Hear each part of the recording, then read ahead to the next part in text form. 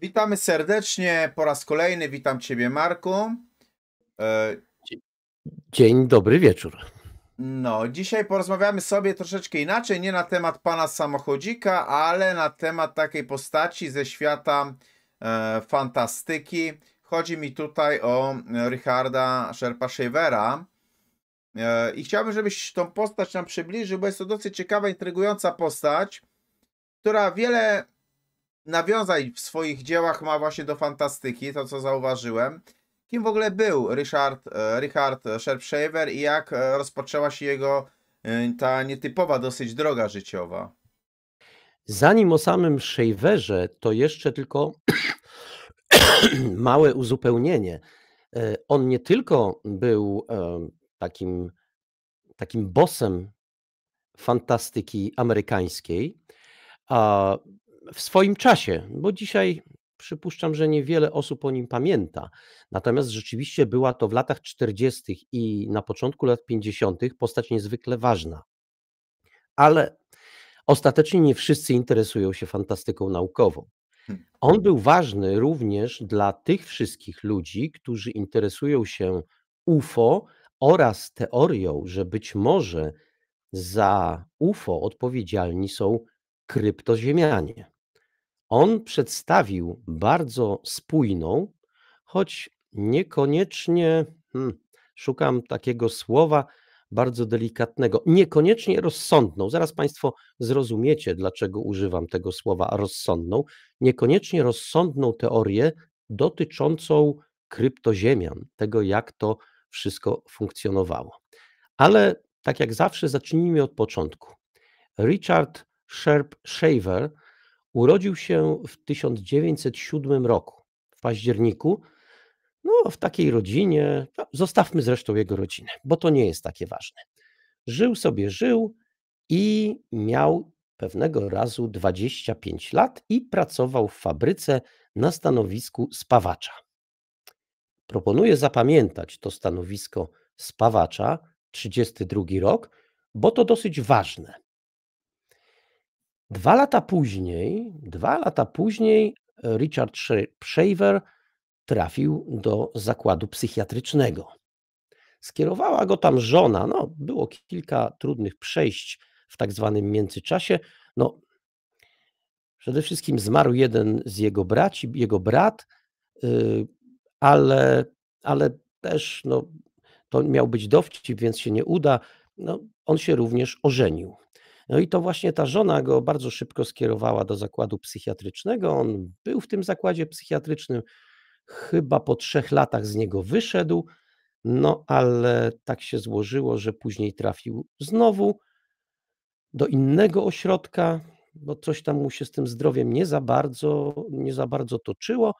No i siedział w kolejnym zakładzie psychiatrycznym do 1943 roku i tę datę, 1943, również proponuję zapamiętać. Ona będzie ważna. To tyle o Shaverze, bo wszystko co więcej, to trzeba by zacząć historię i pewno za chwilę ją zaczniemy. Ważne jest to, że on się imał różnych prac, no ale tak naprawdę, proszę Państwa, pod koniec życia no był człowiek, który mógł powiedzieć, że dawno, dawno temu, bo w latach 40., a właściwie na przełomie lat 40. i 50., stworzył w Stanach Zjednoczonych olbrzymi ruch społeczny. Zatem nie tylko pisywał fantastykę, ale stworzył olbrzymi ruch społeczny, który zajmował się, to nazywano Shaver's Mystery, no ponieważ ci ludzie wszyscy zakładali takie koła w poszczególnych miastach amerykańskich i oni wszyscy wierzyli, że nasza rzeczywistość jest zupełnie inna niż przedstawiają to władze, że rządzą nami ciemne siły, naprawdę ciemne siły, które nie są siłami z naszego świata, nie są ze świata ludzi. No i to był początek historii. A tak jak powiedziałem, gdzieś to wszystko się zaczęło, zanim trafił do szpitala psychiatrycznego w roku 1932. W życiu Shavera pojawia się coś takiego jak fabryczna spawarka, no nie? I jaką rolę odegrała w jego życiu ta fabryczna spawarka? No tak, i tu już wkraczamy na tak zwane gęste. To znaczy w 1932 roku, przypomnijcie sobie Państwo, to było tak w okolicach wielkiego kryzysu. To w zależności od miejsca na świecie ten kryzys albo właśnie szalał, albo się lekko już kończył. Ludzie, którzy mieli pracę, byli szczęśliwymi ludźmi, no a Shaver pracę miał. Pracował na linii montażowej przy aparacie spawalniczym. I według jego zeznań, z jego oświadczeń, one pojawiały się w przestrzeni publicznej dużo, dużo później. No ale załóżmy, że załóżmy, że mówił prawdę. No to w 1932 roku coś się porobiło z tym aparatem spawalniczym, przy którym pracował, ponieważ Shaver zaczął słyszeć, jakoś się sprząkł podobno, nie wiem na czym to sprzężenie miałoby polegać, ale sprząkł się jakoś dziwnie i Shaver zaczął słyszeć myśli swoich kolegów, którzy pracowali na sąsiednich stanowiskach. Już samo to jest dziwne i lekko odjechane, ale to dopiero początek, bo wkrótce Shaver zaczął też słyszeć telepatyczne przekazy głęboko, głęboko spod ziemi, kilometry pod ziemią miały się znajdować tajne miasta, podziemne miasta zamieszkiwane przez bardzo, bardzo złe istoty, nazywane Deros. Były też istoty dobre, które się nazywały Teros, ale o nich za chwilę jeszcze.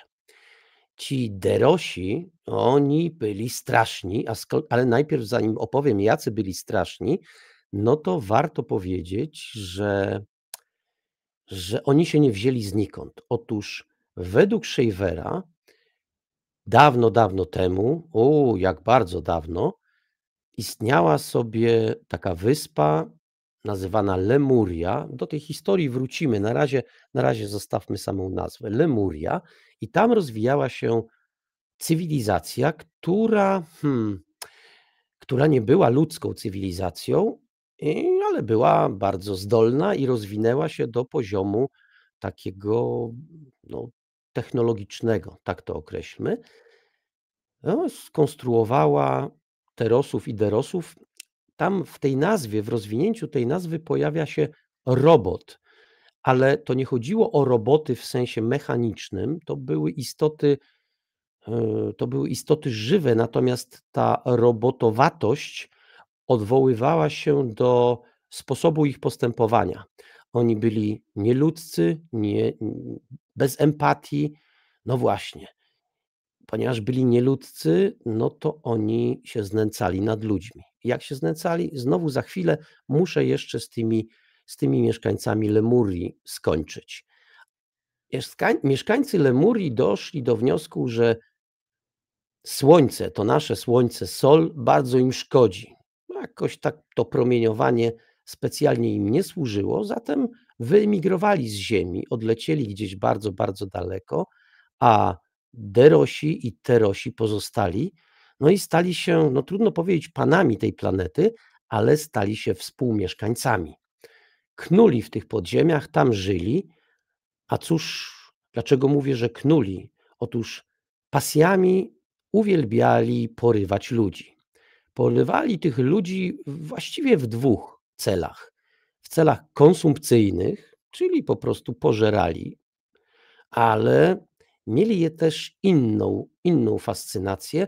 Otóż to były inne czasy, to sobie też musimy uświadomić. Pasjami uwielbiali wykorzystywać seksualnie ziemskie kobiety. Jak to się wszystko stykało w głowie Shavera, tego Państwu nie powiem, bo nie wiem. Natomiast taką historię przedstawił. O tej historii jeszcze powiem, bo ona na razie jeszcze się nie rozwinęła. Dojdziemy do tego rozwinięcia. Na razie taka krótka próbka, co się w głowie Shavera lęgło. Chyba jeszcze warto powiedzieć o tym, że jeśli nawet wydaje się Państwu ta historia w jakiś sposób oryginalna, no w końcu powstała w latach 30., to od razu śpieszę z informacją, że Shaver nie był oryginalny.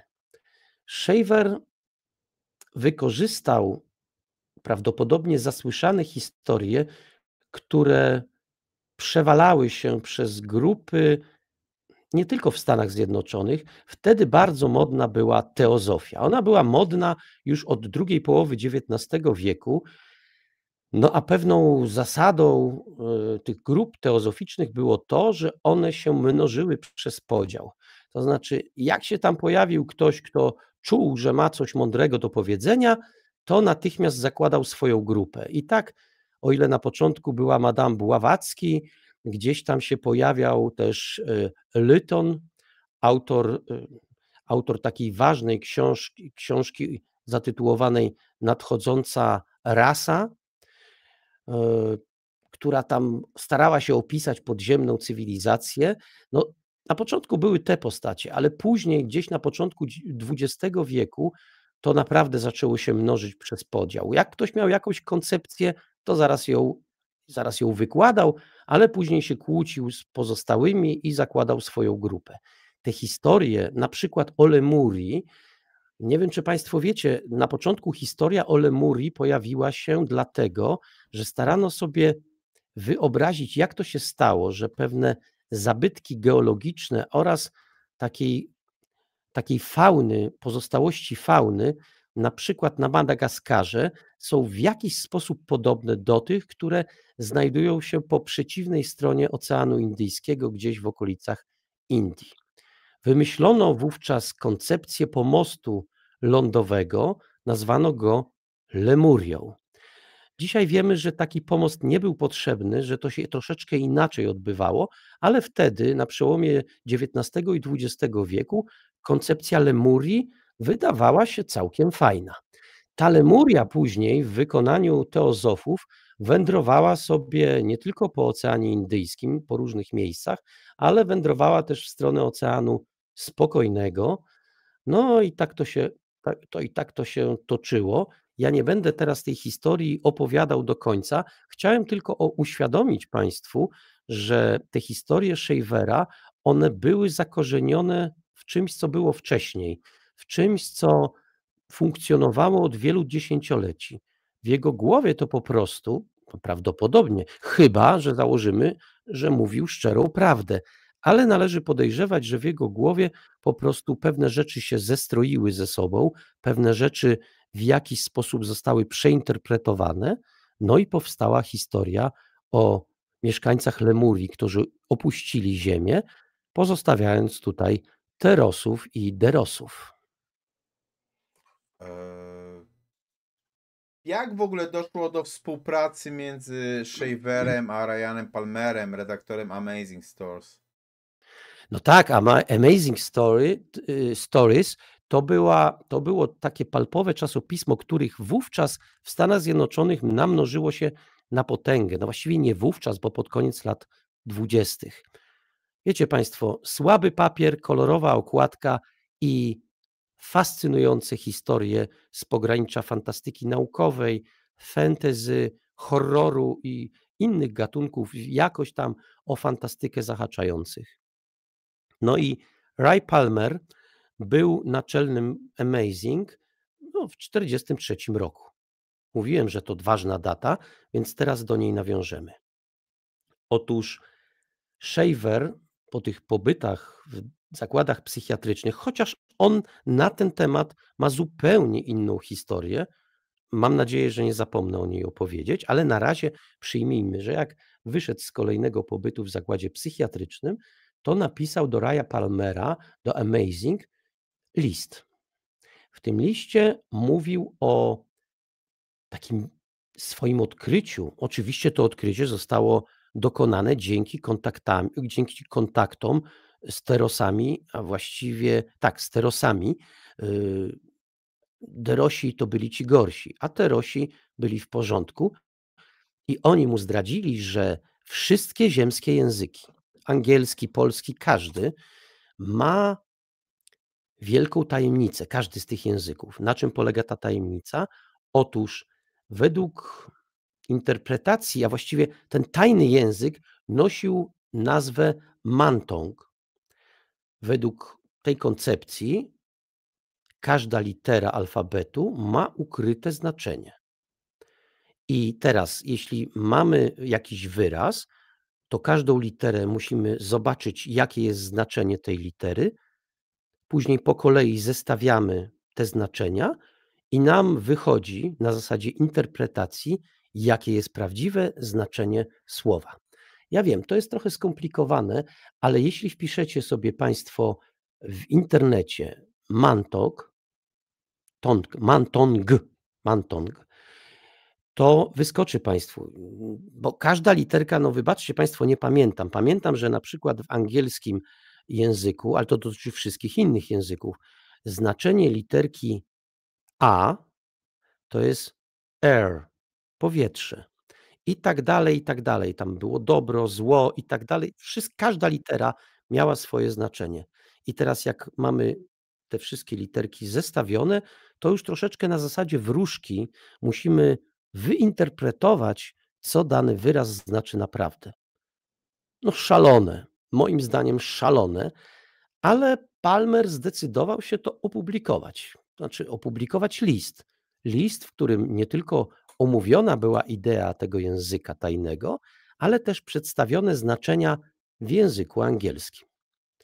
Palmer, mówiąc szczerze, chyba traktował to jako ciekawostkę, jako rodzaj takiego, no, na sezon ogórkowy przedstawimy coś, co jest kompletnie zwariowane, niech się ludzie zabawią.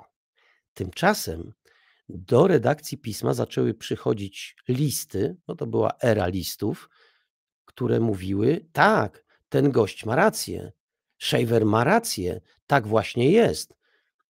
Były podejmowane przez czytelników próby zrozumienia świata, całych zdań, nie tylko wyrazów, całych tekstów, wierszy, opowiadań, jakie jest prawdziwe znaczenie na podstawie właśnie analizy poszczególnych liter. I spora część czytelników mówiła: tak, taka jest prawda o naszym świecie. No znowu powtórzę to, co powiedziałem już, no szalone, ale chwyciło. Chwyciło do tego stopnia, że ludzie nie tylko nadsyłali listy, ale nadsyłali interpretacje różnych tekstów, różnych wyrazów. Zawsze jakoś tak wychodziło, że znaczenia różnych słów niewinnych są bardzo często złowrogie. Więcej niż złowrogie. No i to był początek współpracy Palmera z Shaverem. Ponieważ autor się sprawdził, no to dosyć szybko nadesłał opowieść. Opowieść, która ukazała się później, nie, zanim powiem, jak się ukazała, to o tej opowieści. Palmer dostał opowieść na 10 000 słów, mówiącą właśnie o Terosach i Derosach i o Lemurianach, którzy opuścili ziemię, i o tym, jak podli są ci Derosi, jak gwałcą te ziemskie kobiety, jak zjadają ludzi. Więcej, jak torturują ludzi, no bo ci Derosi byli paskudni, bo oni się nie tylko żywili ludźmi, ale również bawiło ich dręczenie ludzi. To też torturowali ich z lubością. Ponoć sam Shaver, i to jest właśnie ta historia z czasów, kiedy przebywał w zakładach psychiatrycznych, on podobno nie przebywał w zakładach psychiatrycznych, tylko był więziony pod ziemią głęboko. Tam uzyskał wiedzę jeszcze głębszą niż wtedy po spawarce, uzyskał głębszą wiedzę i tę wiedzę przedstawił w tekście przedstawionym Palmerowi. 10 000 słów. Wyobraźmy sobie, to jest całkiem spore opowiadanie. Palmer to przeczytał i doszedł do wniosku, że historia jest ciekawa, ale jest napisana tak drewnianym językiem i tak mało literacko. To jest właściwie relacja, taki pamiętniczek, i że tego się sprzedać na łamach pisma Amazing nie da. Cóż zrobił dobry redaktor? Dobry redaktor siadł i przeredagował ten tekst, chociaż W tym wypadku chyba bardziej właściwym określeniem byłoby napisał go od nowa, bo powstał mu tekst na podstawie tekstu Shavera, który nie liczył już 10 000 znaków, tylko 30 000 znaków, 31, o ile dobrze pamiętam. To już jest naprawdę duże opowiadanie. Tak na marginesie, wydawnictwo Stalker Books wydaje serię książek Pulp Fiction. Właściwie to nie, znaczy ona się nazywa inaczej. To chodzi o serię pulpową. Każdy tom poświęcony jest innemu magazynowi pulpowemu i następny numer, który się ukaże, następny tom, który się ukaże, będzie poświęcony Amazing. Udało mi się namówić Wojtka Sedeńkę, który jest właścicielem tego wydawnictwa, żeby w tym tomie umieścił opowiadanie Pamiętam Lemurię. To jest to pierwsze opowiadanie, to opowiadanie przerobione przez Palmera. W tym opowiadaniu przedstawiony jest świat Terosów i Derosów. No i za pół roku mniej więcej będziecie Państwo mogli to opowiadanie przeczytać. No i sami odpowiecie sobie na pytanie, jak zdolnym pisarzem był Shaver i na ile spójne i ciekawe są te jego historie.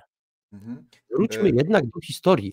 Wróćmy jednak do tej historii, bo to jeszcze nie koniec. Otóż, kiedy Palmer napisał te 31 000, ja mówiłem znaków, jeśli mówiłem znaków, to źle, 31 000 słów.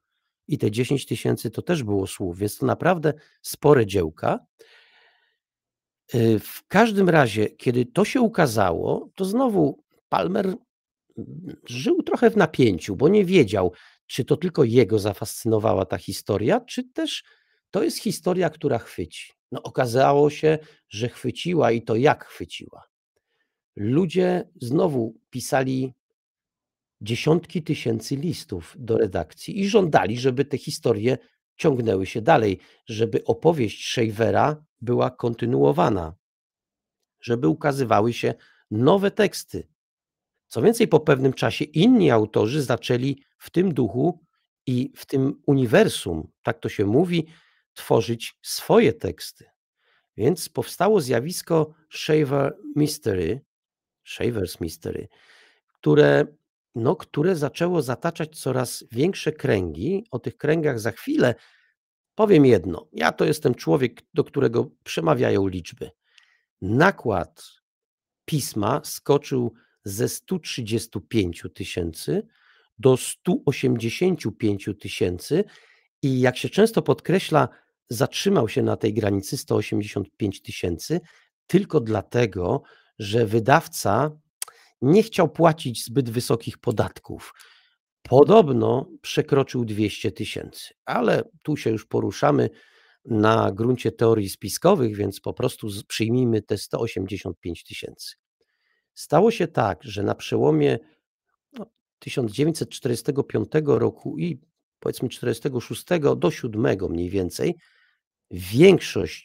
większość miejsca w Amazing zapełniały historie spod znaku Shaver's Mystery. Pisał je Shaver, on tam mnożył kolejne swoje opowieści, pisali je inni.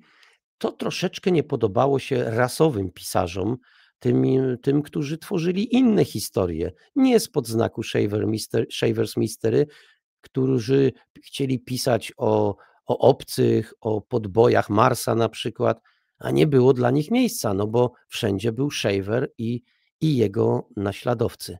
To się nie spodobało i to był właściwie początek, trudno mówić upadku, ale przez kilka lat Shaver przodował w Amazing, a później na skutek protestów, na skutek listu otwartego, zszedł z łamów Amazing po kilku latach, a musiał się przenieść do innych pism. Troszeczkę też ta historia, to zafascynowanie historiami Shavera zaczęło przygasać. Przygasać nie oznacza wygasać.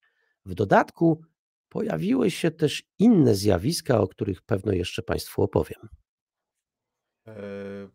Shaver w ogóle i UFO. Jaki w ogóle wpływ miały te opowieści Shavera na tą percepcję UFO w Stanach Zjednoczonych?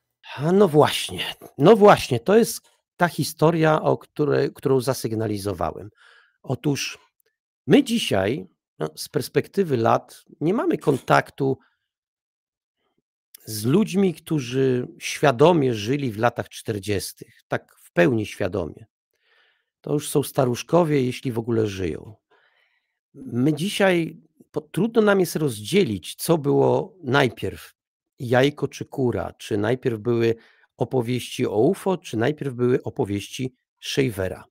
Pamiętamy historię Arnolda, ta pierwsza oficjalna obserwacja UFO nad Stanami Zjednoczonymi. No i pamiętamy, że to się działo w 1947 roku, jeżeli dobrze pamiętam, a historie Shavera ukazywały się wcześniej.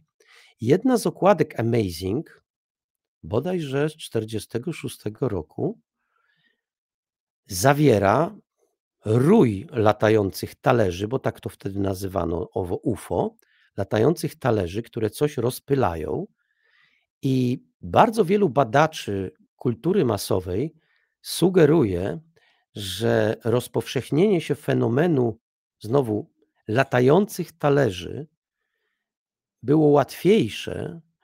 Zresztą Kenneth Arnold, kiedy opisywał swoje obserwacje, to on nie opisywał latającego talerza tak stricte. Jeśli wczytamy się w jego relacje, no to tam ten obiekt wyglądał troszeczkę inaczej. Ale od tego momentu, kiedy Arnold zameldował, iż widział UFO, widział latające talerze, no to przyjęło się, że są już te spotki, no i te spotki długo funkcjonowały. Później się stały takim określeniem trochę zabawnym, trochę wyszydzanym, więc zrezygnowano. Już nie było latających talerzy.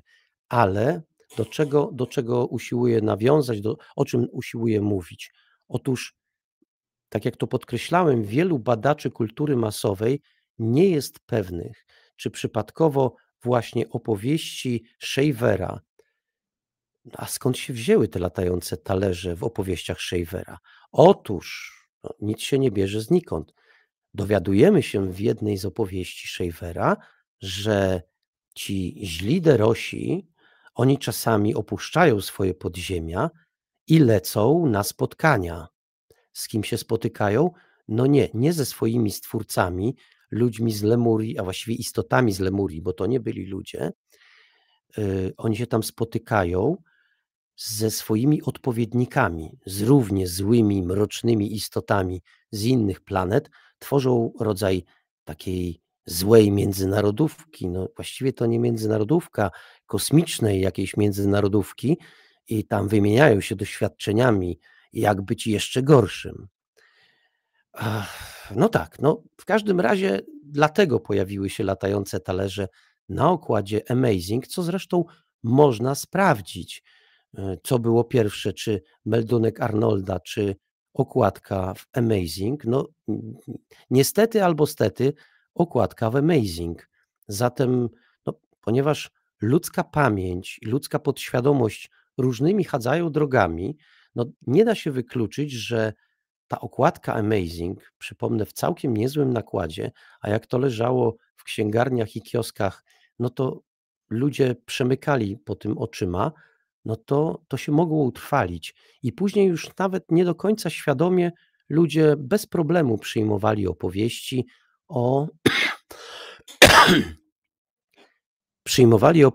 o latających talerzach. Stąd później taka popularność Adamskiego i jego opowieści o Wenusjanach, czy też może nie Wenusjanach, tylko tych istotach, które wmówiły Adamskiemu, że są Wenusjanami.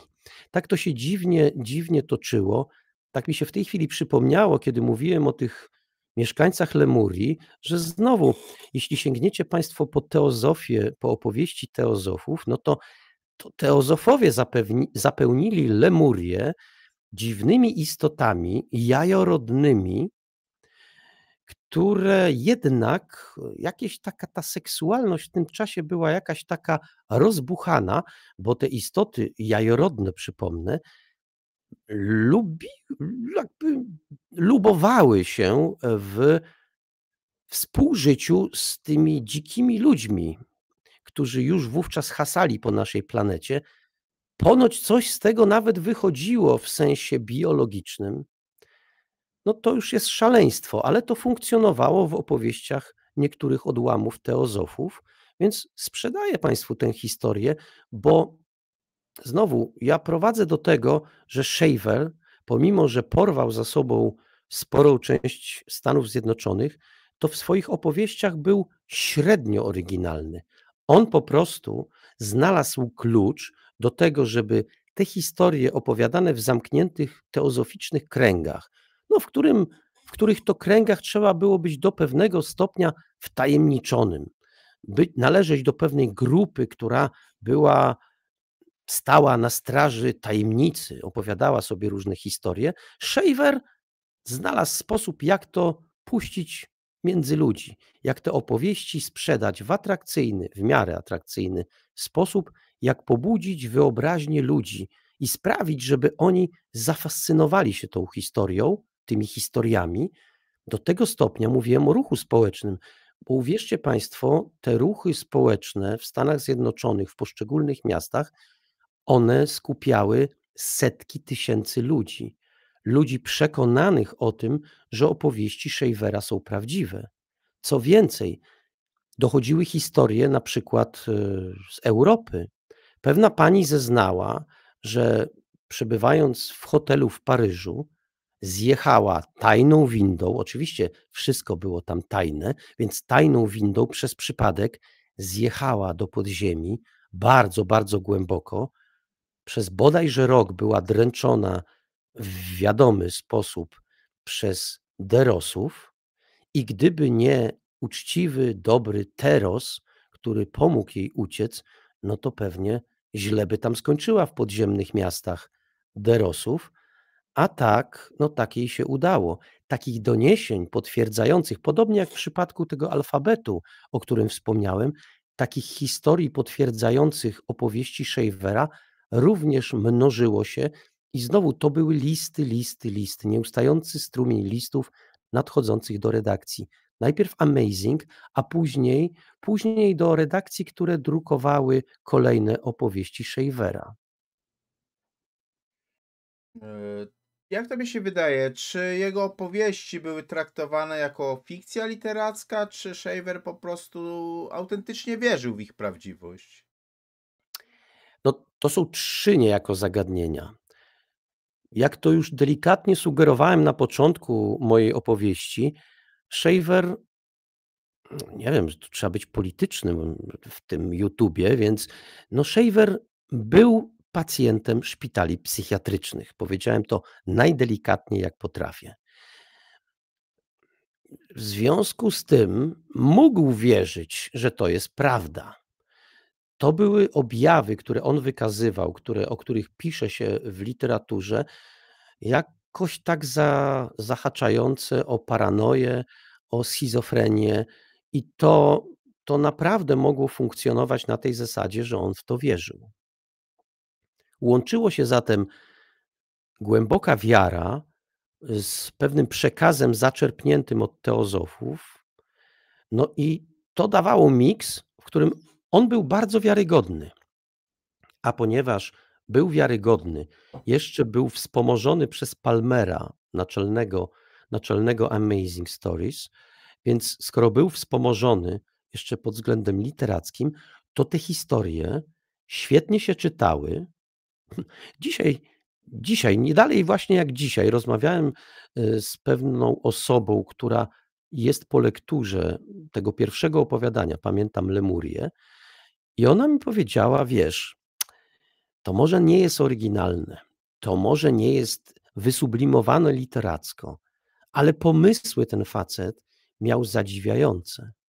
To dobrze wpisywało się w tamte czasy, czasy postępu technologicznego. U niego funkcjonowały windy, ale nie takie, jakie znamy dzisiaj, czyli na przykład funkcjonujące na linach, czy też na słupach hydraulicznych, czy jakieś tam inne. U niego te windy poruszały się na zasadzie elektromagnetycznych oddziaływań. Na przykład, I takich wynalazków jest sporo i ta osoba, która jest po lekturze, pamiętam Lemurię, tego opowiadania, potwierdzała, że jak się człowiek zaczyta w tym, to rzeczywiście może przynajmniej na chwilę stracić kontakt z rzeczywistością i te historie kilkadziesiąt lat temu, no prawie 80 lat temu, 80 lat, troszeczkę mniej, troszeczkę więcej, one mogły mocno działać na ludzi. Co więcej, więc Shaver mógł w to wierzyć. Palmer robił biznes, robił interes, a ludzie, no jeśli się pewne rzeczy przedstawi w sposób frapujący, zajmujący, to jedni potraktują to jako ciekawą opowieść, fajną historię, którą się czyta w pociągu, dla rozrywki, a później czyta się następną. Ale część ludzi, i z tego znane są Stany Zjednoczone, daje się porwać. Na tej samej zasadzie Hubbard, kiedy napisał swoją wielką powieść Ziemia, pole bitewne 3000, no to on też porwał ludzi, później na tej bazie zbudował scjentologię. Więc Amerykanie są dosyć podatni na takie oddziaływania, dlatego Adamski, wspomniany już przeze mnie, też stworzył sobie małą sektę, która bardzo mu wierzyła. No i podobnie Shaver stworzył grupy ludzi w całych Stanach Zjednoczonych, które święcie mu wierzyły. Wierzyły mu nawet wtedy, kiedy opowiadania przestały być drukowane, no bo cieszyły się coraz mniejszym powodzeniem wśród rasowych czytelników, takich, którzy byli spragnieni opowieści fantastyczno-naukowych. Więc nakład spadł, ale wyznawcy pozostali. No i Palmer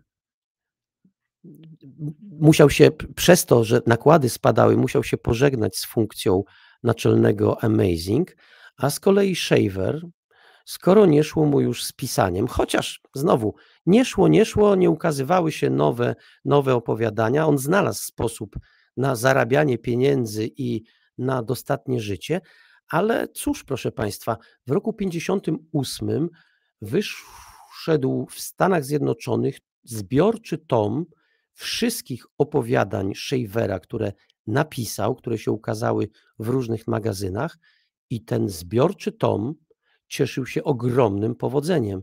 58 rok, zatem 10 lat po tym, kiedy Shaver święcił największe swoje sukcesy w Amazing. Więc mamy nasze Shaver Mystery. Jak to by się wydaje, jak środowisko czytelników i krytyków w ogóle zareagowało na to Shaver Mystery? No znowu, dwojako. Byli ludzie, którzy twardo stąpają po ziemi i którzy wypominali Shaverowi te pobyty w szpitalach psychiatrycznych, te naciągactwa, które on tam robił.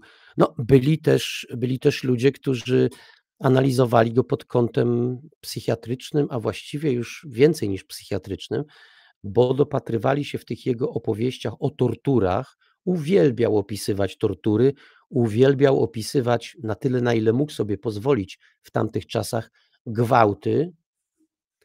Uwielbiał opisywać drastyczne szczegóły.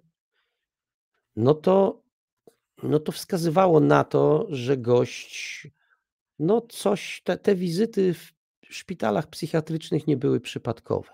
I to była jedna grupa, która analizowała opowieści Shavera pod takim bardzo racjonalnym kątem.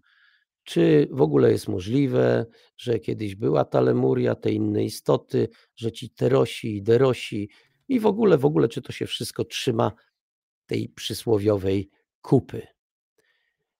Niektórym się to w ogóle nie kleiło, ale tak jak mówię, te kluby Shaver's Mystery, one działały prężnie jeszcze długo potem.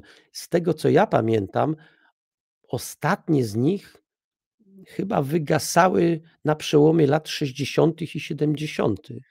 To naprawdę duży sukces. Oczywiście to już była faza schyłkowa, ale to funkcjonowało. Zatem ta idea kryptoziemian, no, kto wie, czy zresztą Shaver nie przyczynił się do tego, że ona się w pewnych kręgach już nie pod nazwą Terosów i Derosów czy Lemurian, ale idea kryptoziemian żyjących gdzieś głęboko pod ziemią, w podziemnych miastach, nie odżyła, nie stała się po raz kolejny atrakcyjna, po raz kolejny eksploatowana, zarówno w fantastyce, ale nie tylko w fantastyce. I tu znowu muszę przypomnieć, że idea podziemnych cywilizacji, podziemnych miast, to znowu nie był wymysł Shavera. Znowu teozofia, ten chociażby Lyton. Lyton to nadchodząca rasa, to ta znana książka tym wszystkim, którzy się interesują różnymi tajemnicami świata, ale mało kto wie albo mało kto pamięta, że Lyton tak naprawdę w szerokim świecie literackim znany jest z książki historycznej, no prawie historycznej, o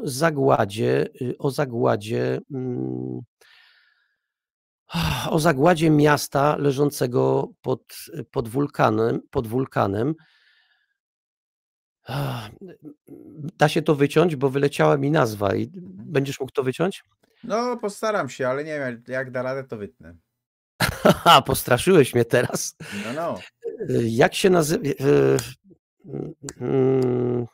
Miasto zasypane w starożytności, rzymskie miasto. Popeje? No właśnie, no właśnie. No to po co wycinać? Po co? Ostatnie dni Pompeji. Ostatnie dni Pompeji. No trochę będzie słabo z tym, bo wiesz, mówię, że znany jest, a potem zapominam tytułu książki. To niedobrze wygląda. W każdym razie Ostatnie dni Pompeji to tę książkę znajdziecie Państwo bez trudu. Ona jest dostępna. Nadchodząca rasa trochę mniej, ale już ukazała się w języku polskim. Jest dostępna, bodajże wydawnictwo 9 wydało. To niezwykle ciekawa książka. Podziemna rasa, podziemna cywilizacja, tajemnicza siła Vril. Jeśli pamiętacie Państwo opowieści z czasów III Rzeszy, no to ta siła ta nazwa wyda się Państwu znajoma. No to teraz wróćmy do Shavera. Shaver te opowieści snuł, one się wydawały ciekawe i niektórzy te opowieści kupowali, wierzyli w nie, wierzyli w spisek, taki ogólnoświatowy spisek, że nie wszystko nam się mówi, no ale jednak w pewnym, zdołał to utrzymać przez kilkadziesiąt lat, do lat 60., ale znalazł też inny sposób na zarabianie pieniędzy, a w dodatku sposób nawiązujący do wcześniejszej opowieści. To świadczy jednak o pewnej kreatywności tego człowieka. Jak ci się wydaje, czy można by powiedzieć, że Shaver był w ogóle prekursorem współczesnych teorii o tych starożytnych cywilizacjach, o tunelach podziemnych? Nie, myślę, że nie. I to mówiłem, że on czerpał garściami z teozofii, z różnych tych ruchów, nie tylko z teozofii, ruchy okultystyczne różnego rodzaju i tak dalej, i tak dalej. Moim zdaniem tam leży źródło jego opowieści.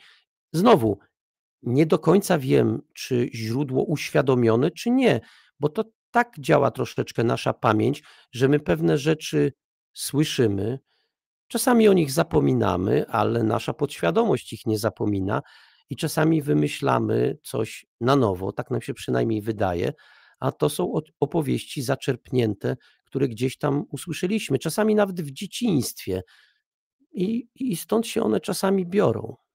Mhm. A jak dzisiaj po prostu jest odbierany Shaver twoim zdaniem? Czy jako jako jakiś twórca kultowej mitologii, czy bardziej jako osoba chora psychicznie, czy może w ogóle coś pośrodku? Pewno coś pośrodku, bo czytałem wypowiedzi kilku literaturoznawców i kilku psychologów na temat Shavera i literaturoznawcy, no, na temat opowiadań to, mówiąc krótko, przepuszczają te opowiadania przez zęby i to z takim niezbyt miłym komentarzem. Wykazują właśnie te zapożyczenia, ten brak oryginalności czasami bardzo konkretne adresy, jeśli chodzi o tę teozofię i te inne ruchy podają. Ludzie z kierunków psychologicznych czy nawet psychiatrycznych mówią, że da się w tej prozie i w tych opowieściach wyczytać, no, spore zaburzenia. Oczywiście psychologia to jest taka nauka, która potrafiła w swoim czasie wsadzić kilku zdrowych psychicznie ludzi, którzy tylko zeznawali, że są chorzy i przedstawiali pewien obraz. Ta nauka była w stanie wsadzić ich na kilka tygodni do zakładów psychiatrycznych, chociaż później mówili, że oni tylko udawali. No więc to nigdy nie jest ostre, więc trudno też na temat Shavera wypowiadać jakieś takie ostre stwierdzenia, chociaż poszlaki, że do końca normalny nie był, jak najbardziej są.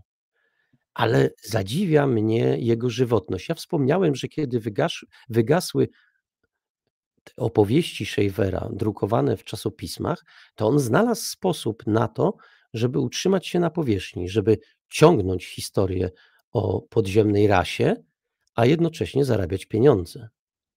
Jaki to był sposób?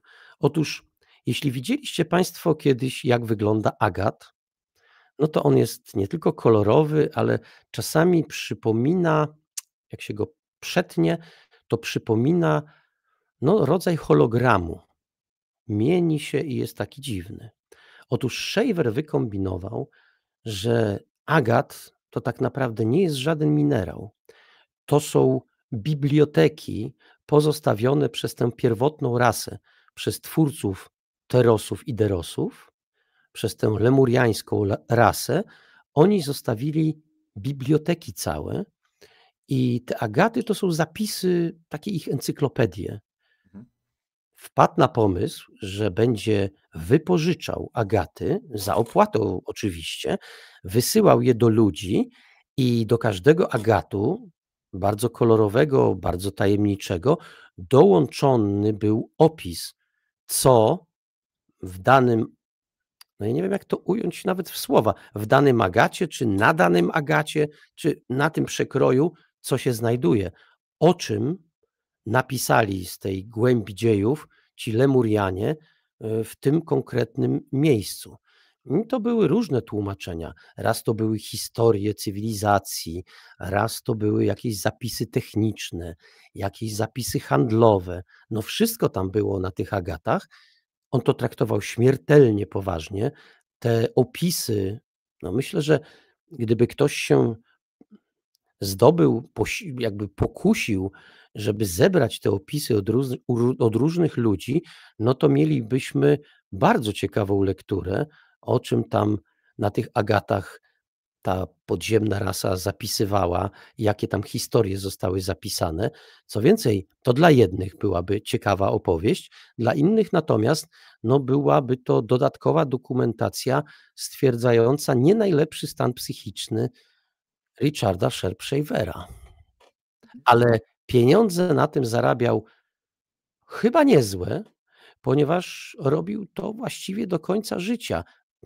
I to, że on to chciał robić, to jest, powiedzmy, najmniejszy problem.